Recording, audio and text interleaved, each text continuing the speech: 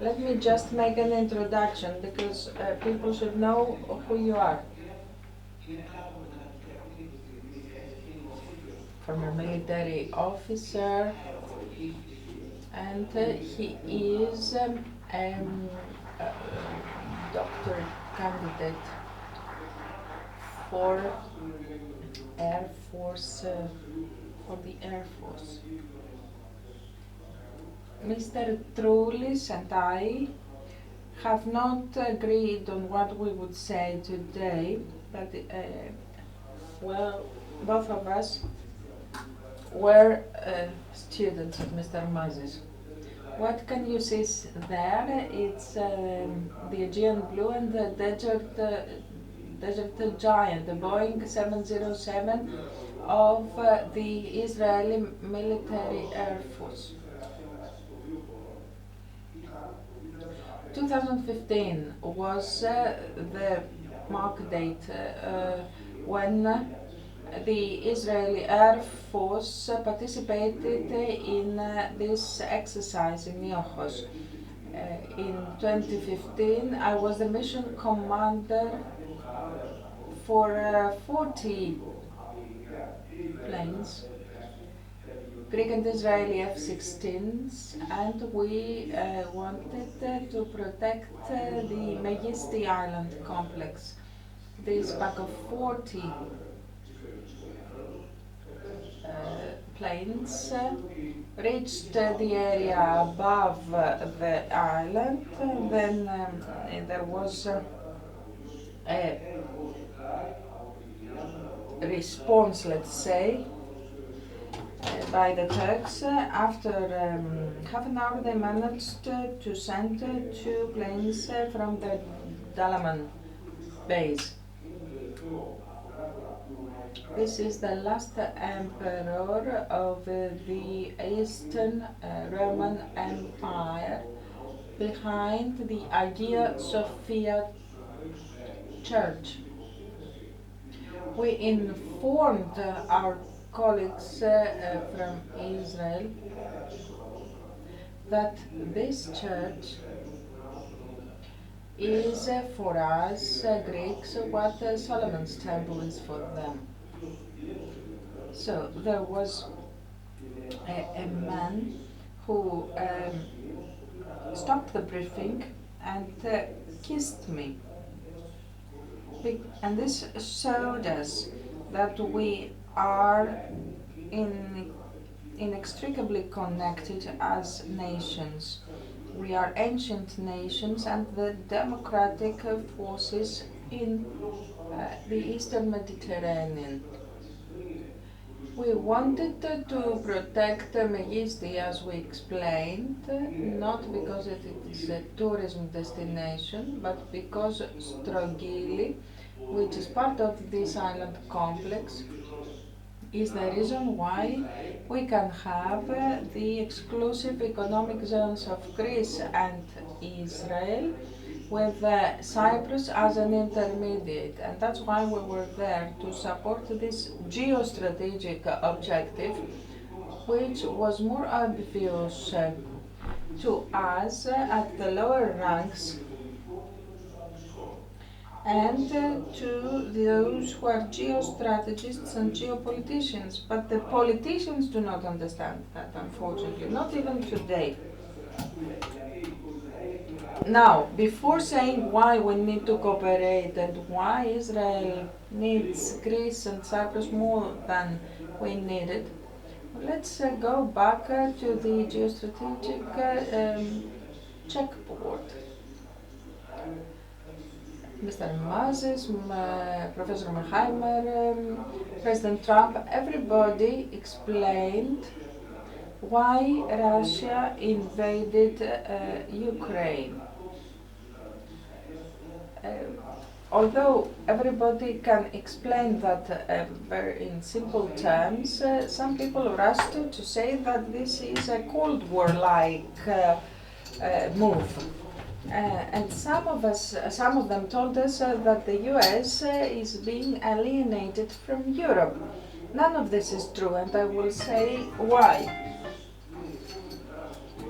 in the Ukraine crisis, what is at stake? It's the relationship between this side and Russia for the fuel containment of China. It is very difficult to have Russia, China, and Iran together. The West needs Russia in geopolitical terms and not in historical terms. What should happen, according to the previous administration and the clergy, quote-unquote, of the woke agenda, what should happen? We should have Russia in this relationship as a subjugate, not as a country with an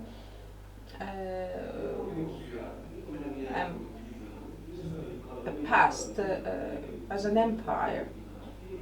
Russia is a nuclear power. It's not an economic power, but it has this heartland. Can it support it demographically and geographically? Sorry. No, because we have China to the south, which is a superpower economically and demographically, and maybe the resources that it misses, maybe it will go and to find them up north. We have the North Ocean, and China has laid the foundations to exploit it.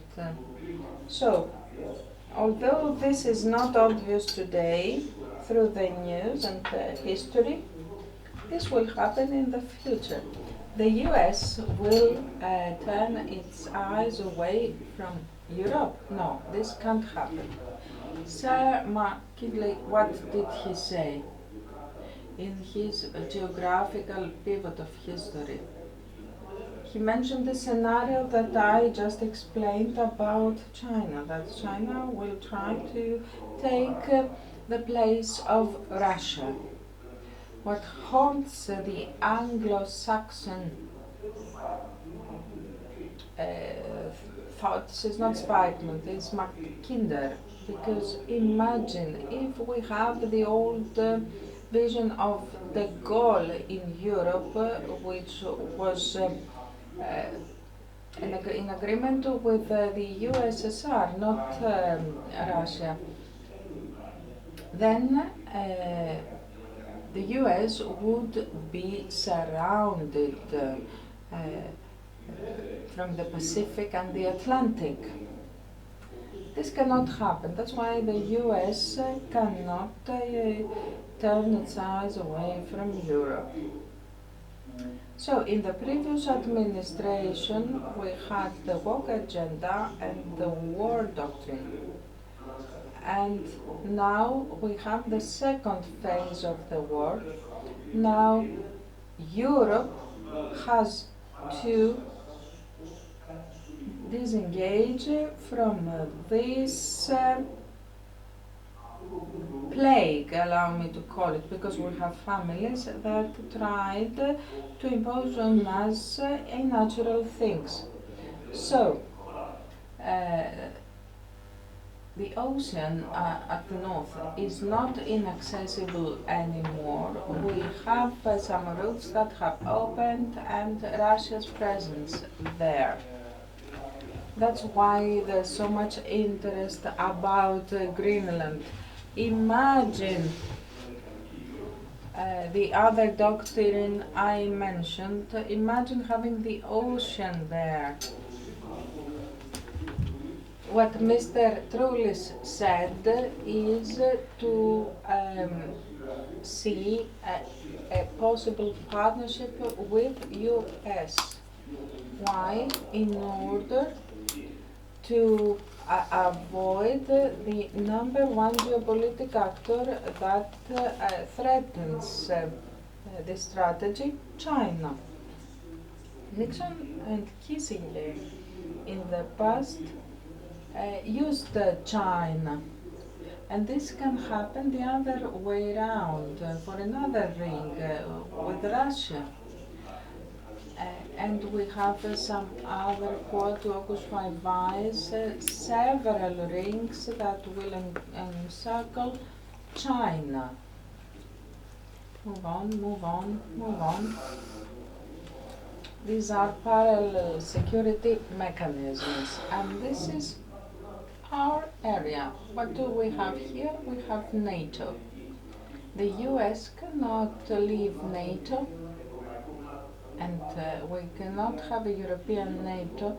The US will always be next to and around Europe in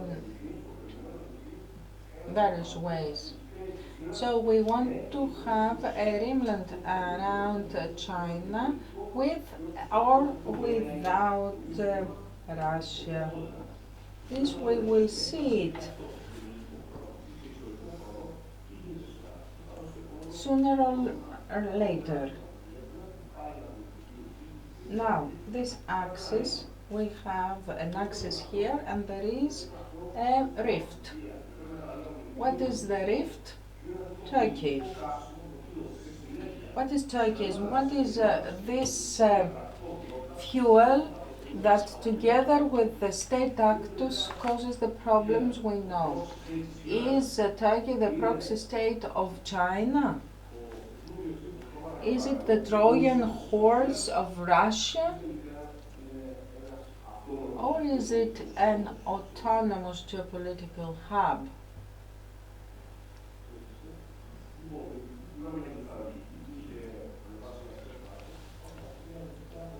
There are 3 Turkish milestones according to this source. The first was achieved in 2023, 100 after the institution of the state. They want to be part of G20. 253 G5, 271, 1,000 years after the magic battle, to be part of the G3. Is that logical? It doesn't seem logical, but it shows that these people are crazy and they talk to history. They are ready for everything. They have weaponized religion, Ottomanism, the radical part of religion. Well, I live in the Emirates, and I know that we have there is an Islam that has nothing to do with the Islam that we've known in recent years. So it's an instrumentalization of neo-Ottomanism and pan-Turkism. The error here in terms of methodology is to see how we can intercept Turks through international relations. We see Turkey as Luxembourg or the Netherlands. This is not true. That's why we have a geopolitical systemic analysis that will fill the gaps. We need everything. Here you can see that in terms of international relations, we could call the way Turkey behaves an offensive neorealism. They wanted to impose an hegemony. But this is not enough because it doesn't explain why this happens. If we want to explain that, we have to go deeper. And we have classical, neoclassical realism, which shows the evil human nature that Morton Town talked about. We cannot speak about friendship between people and pacifists' ideas. There's no way that Europe accepts Turkey and Turkey becomes part of Europe, because the history of these people is written with blood. we had people who changed their faith, sold everything, their faith itself, to be members of the Greek Ottoman state. So we have to have a systemic geopolitical analysis and see how we can find specific factors, especially their ideological metaphysics, that cause this evil human nature.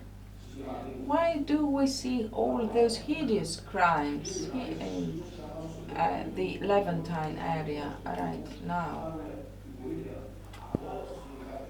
We have to go interdisciplinary through religion, ethnology, and see what Turkism is. Turkism has to do with Kemalistic chauvinism. I'm not talking about nationalism, as Mr. Mazis explained, because the Turks are chauvinists. They have the 6 arrows, Turanic mysticism, and the instrumentalization of religion. They are looking for the German Lebensraum. Where is this Lebensraum?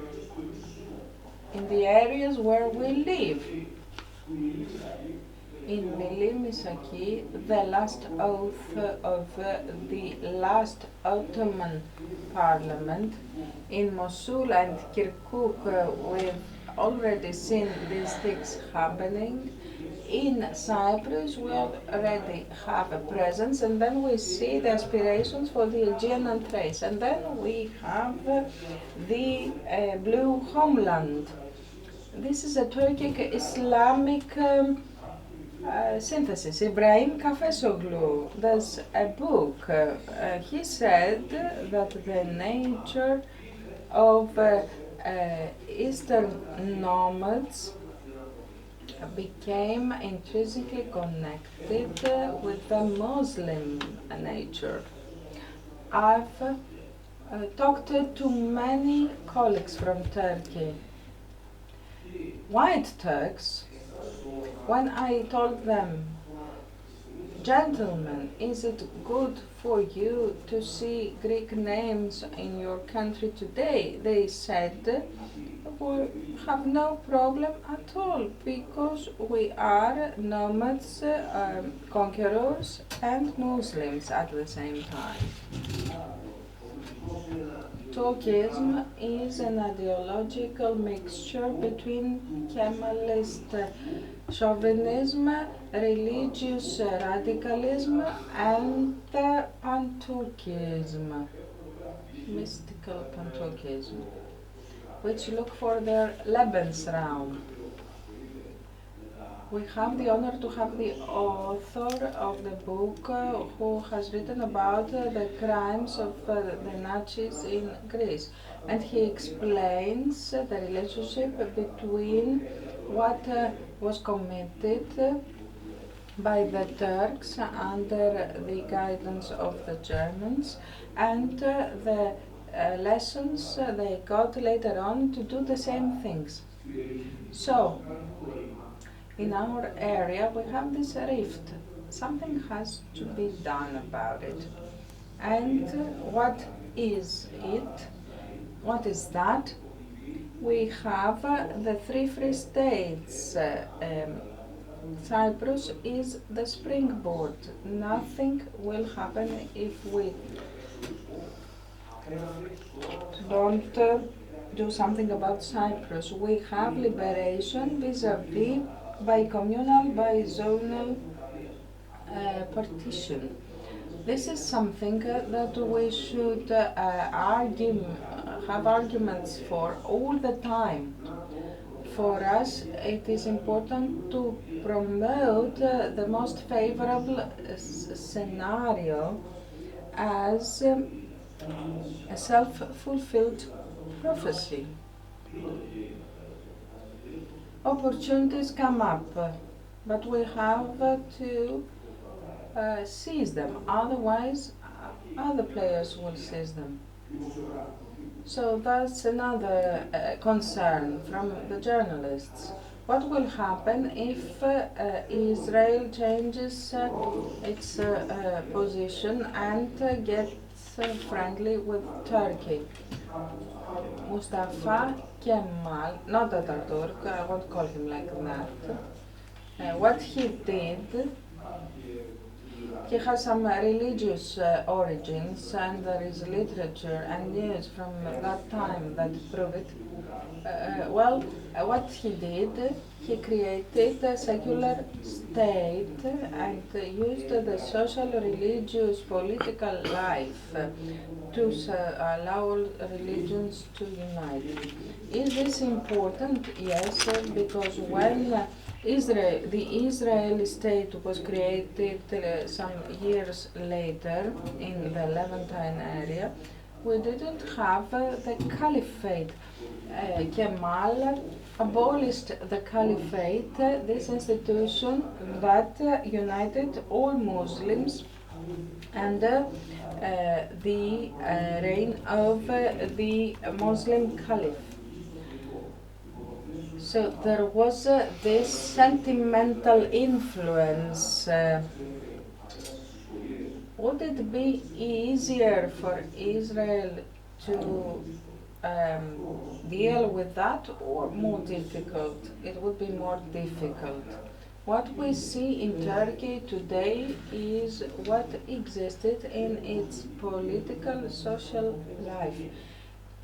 Turkey is not secular. It will never become secular. It remains secular as long as it could.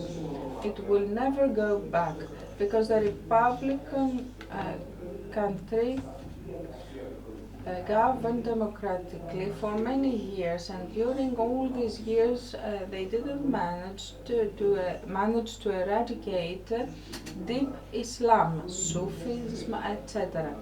This happened in 1950 with the Democratic Party and Menderes. He had the government with Islam's votes. Then he instrumentalized that with the Turco-Islamist stance against communism. So what came to the surface with Erdogan is the real Turkey. From Mavi Marmara onwards, our friends, the Israelis, realized that they had betted on the wrong horse. Let's not forget the Israeli presence in the Aegean, the presence in Cyprus, this with an asterisk. We put that aside. It's Israel that needs Greece and Cyprus, not the other way around. And we have to start a military cooperation with Cyprus as a springboard. So, we have this rift in the rimland we want to create around China, and we are the ones who will do away with this rift because we will cooperate with Israel. This is the armamentarium of Turkey. There are reports on the transfer of arms to Cyprus, and we also have unmanned equipment that has much greater range. So you are under threat, friends of Israel. Now, as we are in need of you, you can see the rings here, the first one at 150 miles, the second one at the 300. In order for Greece to cover aerial, to have an aerial cover of Cyprus, there needs to be a contingency plan by Israel. But we've seen it recently that maybe Israel will need to allow its aerial means to leave, maybe to Cyprus. And this we need to support, not only in the military reasoning, but also for reasons of liberation. We have a geostrategic plan that might lead the Turks to live on their own. I remind you that in Syria they were obliged to transfer forces. There are colleagues who can verify and confirm that and support it. So these are the distances.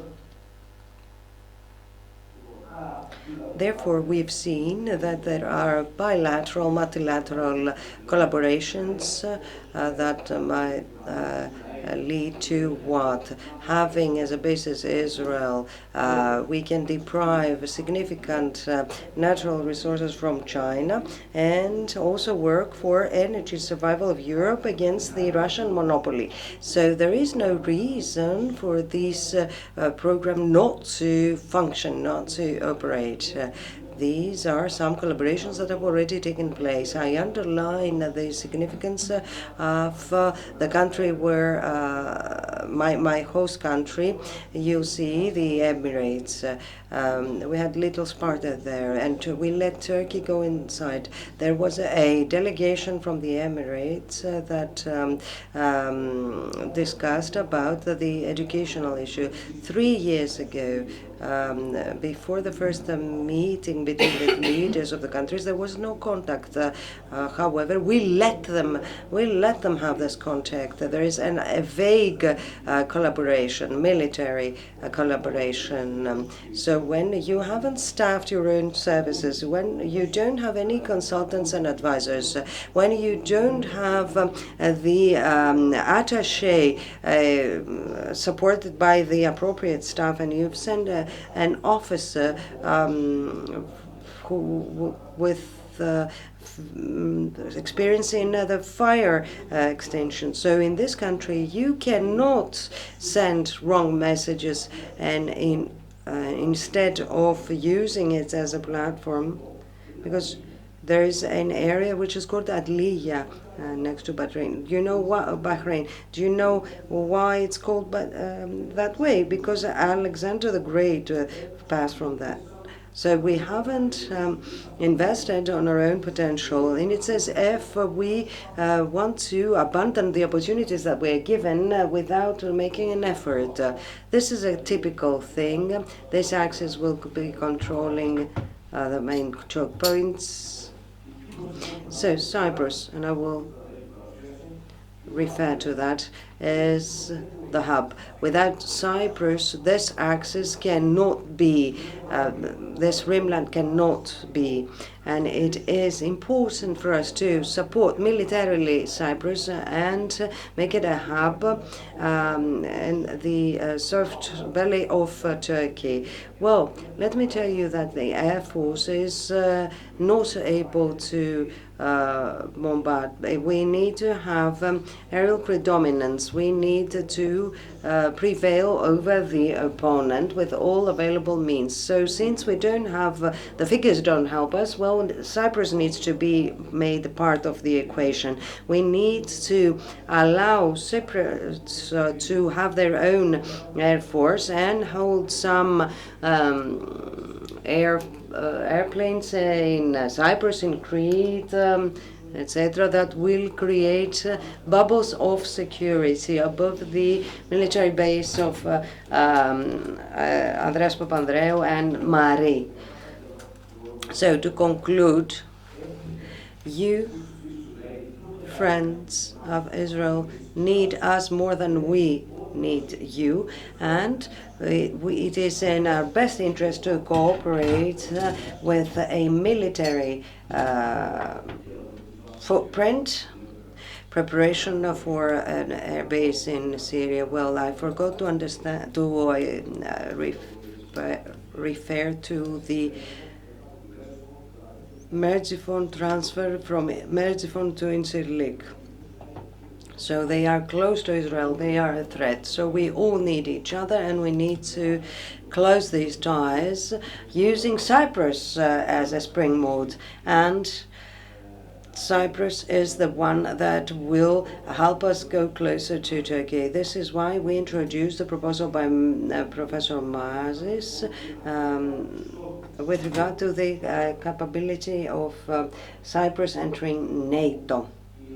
This is the upgrade of the air power of Cyprus Republic. What needs to be done if we can use safely this base?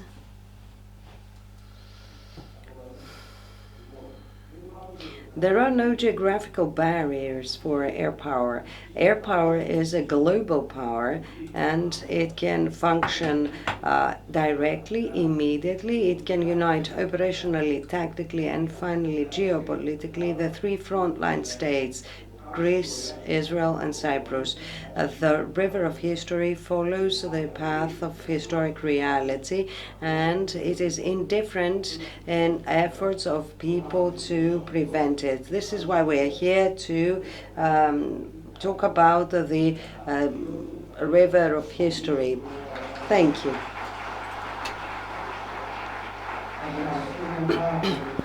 Thank you very much, Stefanos.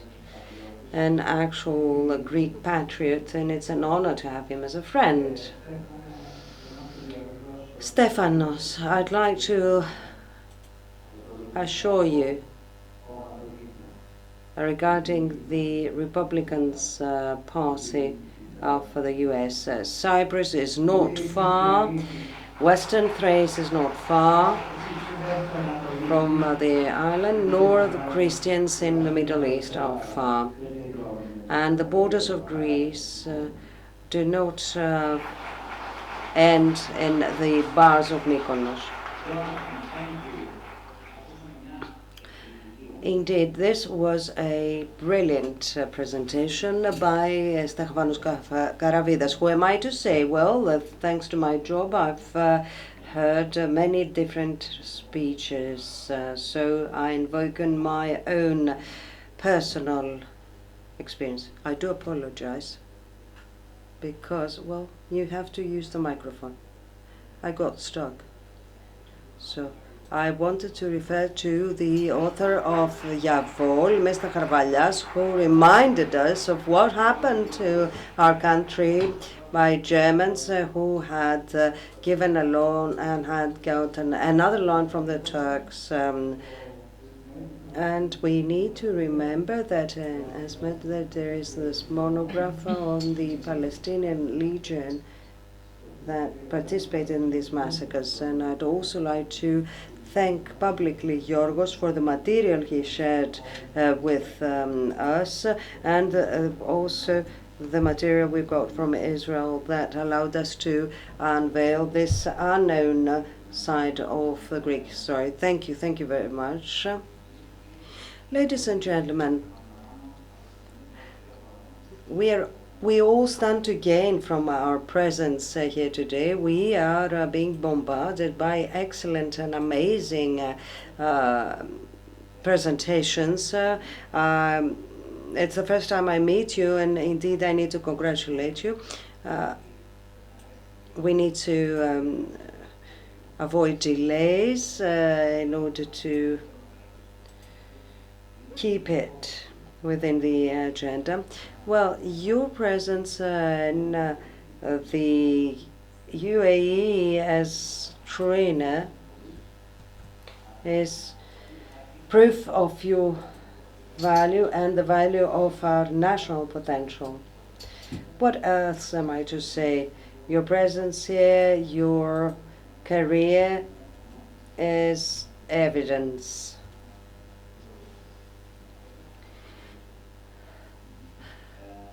So, I don't know what are the criteria for assessment of you, people of the army, etc. Well, I used to work as a journalist at the Ministry of Defense, and I could see a whole process, people coming in, coming out, going out, etc.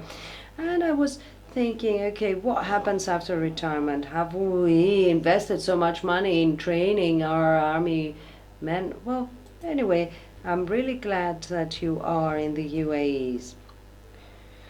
Off microphone, unfortunately, we can't hear what the speaker says. In the States, they also tell you thank you for your service, something that you don't hear here. Off microphone, unfortunately.